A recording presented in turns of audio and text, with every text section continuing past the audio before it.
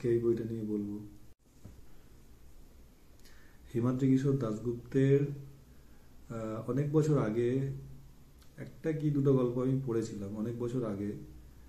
গল্পটা মনে নেই, গল্পের কিছুই মনে নেই, কিন্তু গল্পটা ভালো লেগেছিল এটা এখনো পর্যন্ত আমার মনে আছে। তো এখন ইদানিং আহ, বেশ অনেকগুলোই শারদীয়া পুজো সংখ্যা কিনেছিলাম, তার মধ্যে সন্দেশ হচ্ছে একটা অন্যতম বই, মানে অন্যতম ফেভারিট বই। তো ওইখানে যখন আমি গল্প পড়া স্টার্ট করি, অনেকগুলোই গল্প, অনেক গল্প আছে, অনেক উপন্যাস আছে, ছড়া টড়া এসব তো আছে, প্রবন্ধ আছে। তো যখন স্টার্ট করি পড়তে, তখন কোন গল্পটা আগে পড়বো তার একটা ব্যাপার থাকে আর কি। এবার ব্যাপারটা হচ্ছে যে কীভাবে বাঁচবো যে কোন গল্পটা আমি আগে পড়বো। তো যেটা হয়েছিল সেটা হচ্ছে যে গল্পের সূচিপত্র দেখতে দেখতে ওখানে দেখলাম যে হিমাদ্রি কিশোর দাশগুপ্তের একটা গল্প রয়েছে। তো তখন আমার সেই হিমাদ্রি কিশোর গল্পের যে ভালো লাগা ব্যাপারটা, সেইটা তখন আমার ওখানে ভেতর থেকে অটোমেটিক্যালি একটা কাজ করে। তখন আমি ঠিক করলাম যে ওই হিমাদ্রি কিশোর দাশগুপ্তের এই গল্পটাই আমি পড়ব। তো যাই হোক, আমি গল্পটা পড়লাম। গল্পটা ছিল জাদুকর সত্যচরণ ও ইলিশ বাবা, গোয়েন্দা গল্প টাইপের একটা গোয়েন্দা গল্প। তো গল্পটা পড়ার আগে গল্পটার নামটা খুব অ্যাট্রাকটিভ। হিমাদ্রি কিশোর দাশগুপ্তের গল্পের ওপর একটা আলাদা ভরসাও ছিল যে হয়তো এই গল্পটা ভালো হলেও হতে পারে।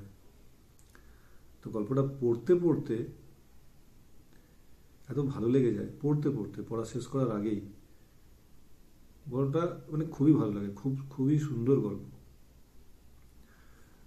তো যাই হোক, তো সেই গল্প সন্দেশে পড়লাম, পড়ে পর আমার এত ভালো লেগেছিল যে আমি তারপরে বইমেলা, পুজোর পর বইমেলা এলো, বইমেলাতে বই কিনতে হবে। তো বইমেলাতে বই যে কিনতে হবে, এত হাজার হাজার দোকান, তো সেখানে যে বই কিনতে হবে, কি বই কিনবো?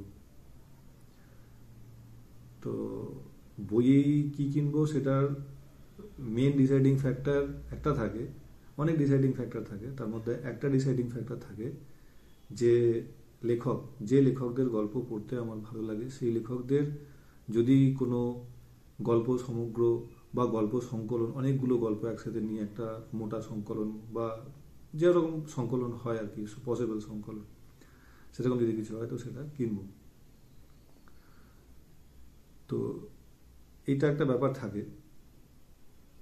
তো এইবার বইমেলাতে 2024-এর এইবার বইমেলাতে আমার একটা ইচ্ছা ছিল যে হিমাদ্রি কিশোর ওই পুজো সংখ্যার ওই গল্পটা পড়ার পর থেকেই আমি মানে প্রায় ফ্যান হয়ে গেছি ওনার। তো যাই হোক, আমি ঠিক করলাম যে ওনার যদি কোনো একটা গল্প সংকলন পাই, ওনার যদি কোনো গল্প সংকলন বা গল্প সমগ্র পেলে তো আরও ভালো। যদি ভলিউমে বিক্রি হয়, আমি পুরো সমস্ত কিছু কিনবো, কারণ ওনার যতগুলো লেখা আমি পড়েছি সবই ছোটদের জন্য লেখা, সেগুলোই পড়েছি আমি। তো যতগুলো লেখা আমি পড়েছি, প্রত্যেকটা লেখাই আমার মানে দারুণ লেগেছে। তো তো সেরকম একটা মাথার মধ্যে চলছিল। তো এইবার বইমেলা বেশ অনেকদিনই গিয়েছিলাম আমি এবার। তো একদিন ঘুরতে ঘুরতে বইমেলার ভেতরে ঘুরছি, এই দোকান সেই দোকান, নানা দোকানে ঘুরছি। ঘুরতে ঘুরতে আমি দেখছি যে কোথাও যদি হিমাদ্রি কিশোর দাশগুপ্ত, যেখানে ছোটদের বই বার করে, যারা ছোটদের গল্পের বই বার করে, সেই সব প্রকাশনীগুলিতে গিয়ে দেখছি এদিক ওদিক এই যে হিমাদ্রি কিশোর দাশগুপ্তের কোনো গল্পের বই আছে কি না।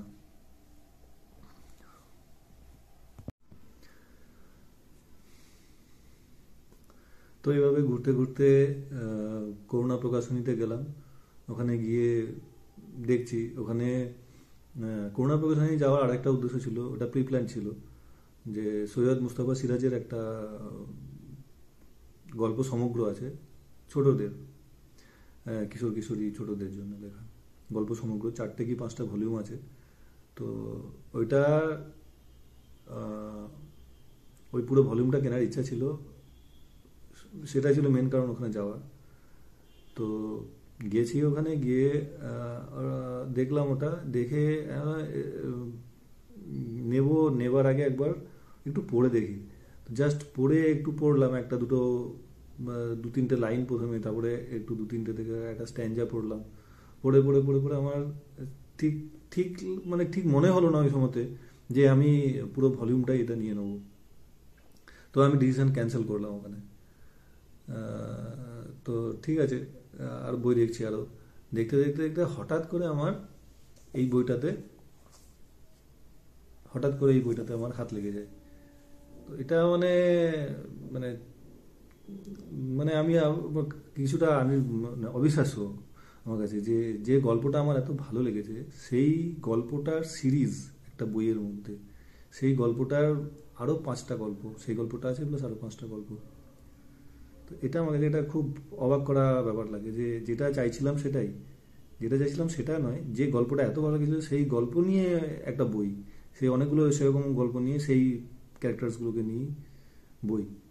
তো সেটা একটা বিরাট আনএক্সপেক্টেড জিনিস ছিল, সেটা একটা পেয়েছি। কিন্তু আরেকটা যেটা ইচ্ছা ছিল, যে গল্প সংকলন বা গল্প সমগ্র, অনেক মোটা, অনেকগুলো ভলিউম থাকবে।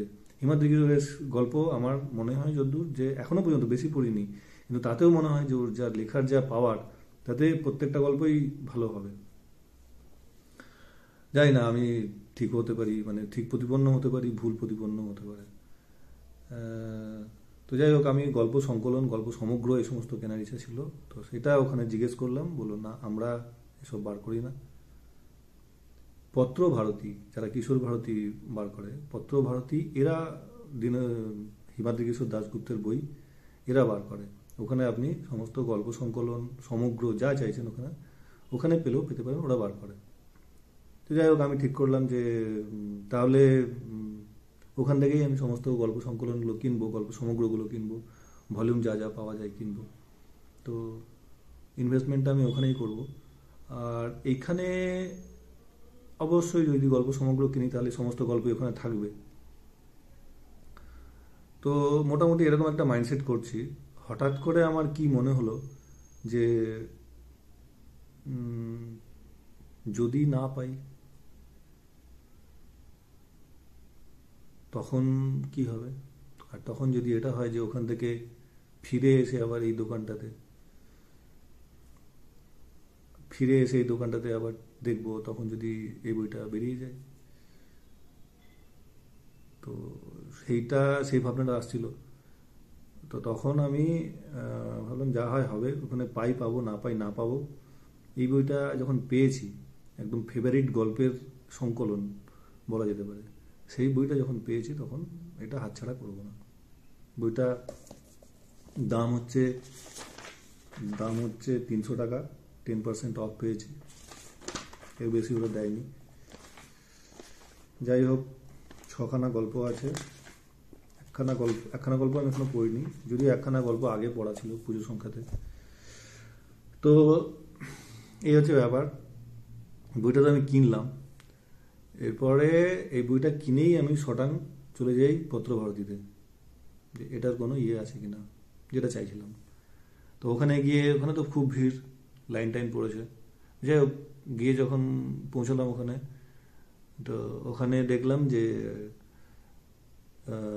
জিজ্ঞেস করলাম একটা লোককে প্রথমে, যে এরকম হিমাদ্রি কিশোর দাশগুপ্তের বই, গল্প সমগ্র, গল্প সংকলন কিছু আছে এখানে? তো লোকটা স্ট্রেট না করলো, না আমাদের নেই। আমার অবাক, আরে কি বলছে? কারণ এটা আমিও জানতাম যে পত্রভারতীর সাথে হিমাদ্রি কিশোর দাশগুপ্তের একটা লিঙ্ক আছে, এবং ওনার বই এনারা বার করেন, এটা আমি আগেও দেখি। আমরা ফেসবুক লাইভে, আমি পত্রভারতী থেকে ফেসবুক লাইভে আমি হিমাদ্রি কিশোর দাশগুপ্তের যতদূর মনে পড়ছে আমি দেখেছি লাইভ। তো ওইখান থেকে ওদের একটা টাই আপ আছে, সেই হিসাবে এবং সেই যুক্তিতে ওদের থাকাটাই স্বাভাবিক। তো লোকটা যখন, যে বুক সেলার, এ বিশাল বড় স্টল দিয়েছে ওখানে, বিরাট বড়, মানে বিরাট পুরো একদম চারদিকে টেবিল, সেই টেবিলে এক একটা জায়গায় এক একজন করে লোক দাঁড়িয়ে আছে বই বিক্রির জন্য। সামনে চেয়ার, টেবিলে বই পাতা আছে, দর্শকরা সব লাইন দিয়ে সারি সারি দর্শকরা সব দাঁড়িয়ে দাঁড়িয়ে কেউ বই দেখছে, কেউ বই পড়ছে, নেওয়ার আগে দেখে নিচ্ছে, এইসব নানা রকম যেরকম হয় আর কি। তো জিজ্ঞেস করার লোকটা যখন না বলে দিল, আমার প্রচণ্ড অবাক লেগেছিল। তো আমার যাই হোক, আমার অবাক লেগেছিল, আমি ওখান থেকে চলে আসি। তারপরে অন্যান্য অন্য ওই দোকানেরই অন্য জায়গায় অন্য অন্য বই ফই দেখছিলাম যে যদি কিছু পাওয়া যায় যায়, করতে করতে করতে করতে হঠাৎ আমার কি মনে হলো, আমি অন্য একটা জায়গাতে গিয়ে জিজ্ঞেস করলাম দোকানেরই যে এবার হেমাদ্রি কিশোর দাশগুপ্তের বই আপনাদের এখানে বার করেন, কোনো সংগ্রহ বা সংকলন বা সমগ্র টাইপের? বলছে হ্যাঁ আমাদের রাখে, এখানে আছে এখানে। তো আমি বললাম আছে, তাহলে আমাকে যে বললো নেই ওখানে, বলছি কে বললেন নেই? আমি বললাম ওখানে বলেছে নাকি, আমার ঠিক মনে পড়ছে না। তো তো আমি ইয়ে করলাম, বললাম, তখন ওরা বললো, ওরা একজনকে ইনস্ট্রাক্ট করে বলে দিল যে এনাকে দেখাও, দেখো কি কি বই আছে। তো ওইখানে আমাকে হিমাদ্রি কিশোর দাশগুপ্তের কোনো সমগ্র বা সংকলন টাইপের নয়, কিছু বই বার করে দিল, যে বইগুলোর মধ্যে মোস্ট প্রবাবলি কিছু কল্পবিজ্ঞানের বই, যেটা আমার ভালো লাগে না, আর কিছু বড়দের বই, যেটাও আমার কেনার কোনো উদ্দেশ্য ছিল না। তো আমি যেটা চাইছিলাম সেটা আমি পাইনি ওখানে। আমি যেরকম হয় জেনারেলি, যে যারা ছোটদের জন্য লেখে, যারা কিশোর কিশোরীদের জন্য লেখে, তারা মানে তাদের প্রচুর লেখা থাকে এবং সেগুলো নিয়ে একটা সমগ্র বা সংকলন হয়, এরকম মোটা মোটা বই হয়, তারা আবার ভলিউম হলে তো আরও ভালো কথা। তো এই সমস্ত ব্যাপারগুলো আমি ভেবেছিলাম যে সেরকম কিছু একটা পাবো, সেরকম যা পাবো একদম কুড়িয়ে নিয়ে চলে আসবো। তো সেরকম কিছু নেই বেসিক্যালি, যেটা বোঝা গেল।